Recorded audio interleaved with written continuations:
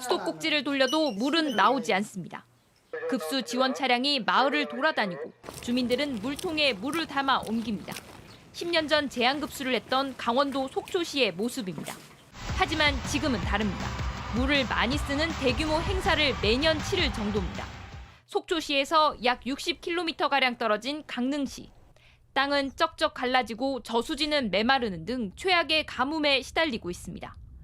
이렇게 두 곳의 상황을 가른 건 자연재해보다는 인재라는 지적입니다. 올해 누적 강수량을 보면 강릉은 404.2mm, 속초는 509.5mm로 약 100mm 차이에 불과합니다. 만성적인 가뭄에서 벗어나기 위해 속초시는 지하댐을 만들었습니다. 지하 안반 위에 물막이 벽을 설치해 물이 바다로 흘러가는 걸 막고 63만 톤가량을 모아뒀습니다.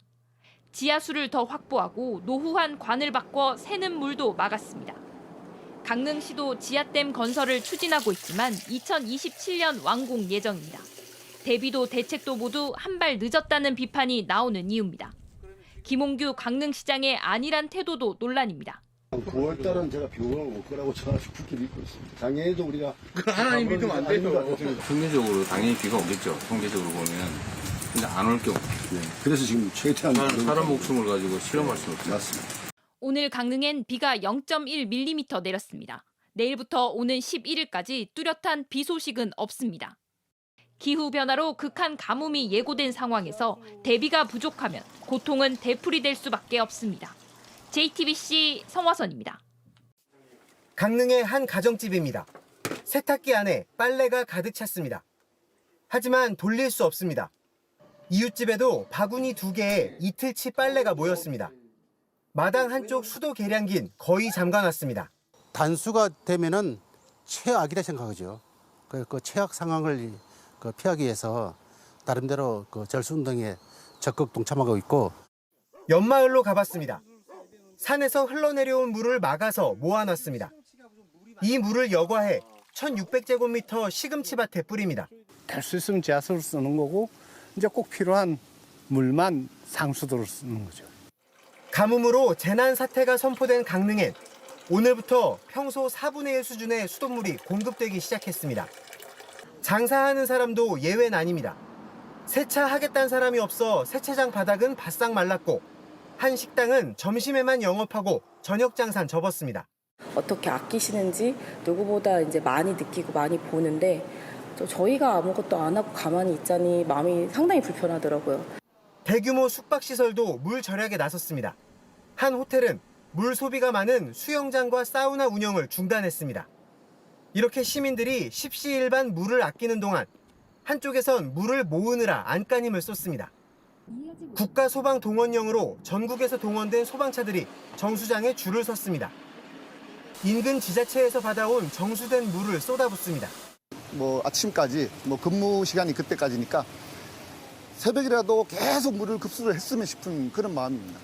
강릉 지역 주요 상수원인 오봉저수지에도 살수차가 계속해서 물을 실어 나릅니다.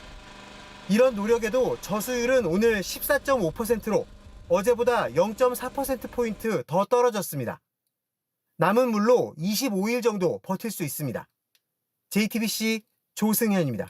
네, 현장을 바로 연결하겠습니다. 강릉 오봉저수지에 조승현 기자가 나가 있습니다. 조 기자, 주변이 바싹 말라 있는 것 같습니다. 바닥에 풀도 자라는 것 같고요. 저수지 맞습니까? 네, 그렇습니다. 정확하게는 저수지 상류입니다. 이곳은 강릉 왕산천의 하천이 흐르던 자리입니다. 오봉저수지 취수탑에서 이 직선거리로 1.5km 정도 떨어져 있는 상류입니다. 이곳의 하천과 인근의 또 다른 하천 이렇게 두 곳이 오봉저수지로 흘러드는 수원입니다. 그런데 보시는 것처럼 주변이 온통 흙밭이고요. 또 풀밭입니다. 이쪽을 좀 보시면 바닥이 정말 거북이 등껍질처럼 쩍쩍 갈라져 있습니다. 하도 오랜 기간 동안 이 비가 내리지 않다 보니까 하천이 완전히 말라버린 겁니다. 그나마 강릉시가 하천 바닥에 있는 흙을 퍼내서 억지로 물길을 만들고 또 조금 전까지는 비가 조금 내리기도 했습니다. 하지만 말라버린 땅을 적시기에는 턱없이 부족한 상황입니다. 예, 비가 오지 않아서 그랬다라고는 하지만 도대체 왜 그렇게까지 됐을까는 지어지지 않는 질문 같습니다. 네, 비가 안 왔는데 정말 해도 너무 안 왔습니다. 지난 6월부터 8월까지요. 올 여름 동안 강릉에 내린 비의 양이 187.9mm입니다. 강릉에서 기상 관측이 시작된 이래 1917년 이후에 108년 만에 가장 적은 여름 강수량 기록입니다. 평년 강수량 661.6mm와 비교해도 28.4%에 그쳤습니다. 사실 가뭄은 봄부터 시작됐는데요. 지난 4월 19일부터 시작된 강릉시의 가뭄은 오늘로 130일 넘게 지속되고 있습니다. 이 여름 내내 기승을 부린 폭염도 이 가뭄을 키웠습니다. 계속되는 더위 때문에 공기 중으로 증발하는 물의 양이 강수량을 크게 웃돌았습니다. 예, 강릉시에서 오늘 가뭄 대응 계획을 밝히는 기자회견을 열었습니다. 무슨 내용이 나왔습니까? 네, 대통령 방문과 또 재난사태 선포 이후에 열린 기자회견이라서 더 큰 관심을 모았는데요. 결론부터 말씀드리면 눈에 띄는 가뭄 대책은 없었습니다. 이 국가소방동원령에 따라 전국에서 동원된 소방차로 인근 지자체에 정수된 물을 강릉에 있는 정수장으로 운반하고 있고요. 하루 400대 살수차를 동원해서 지역 내 하천과 저수지 22곳에 있는 물을 하루 15,000톤씩 오봉저수지로 옮깁니다. 각 세대 수도 계량기를 75% 잠그는 조치도 오늘부터 시행에 들어갔는데요. 하지만 아직까지는 권고 수준입니다.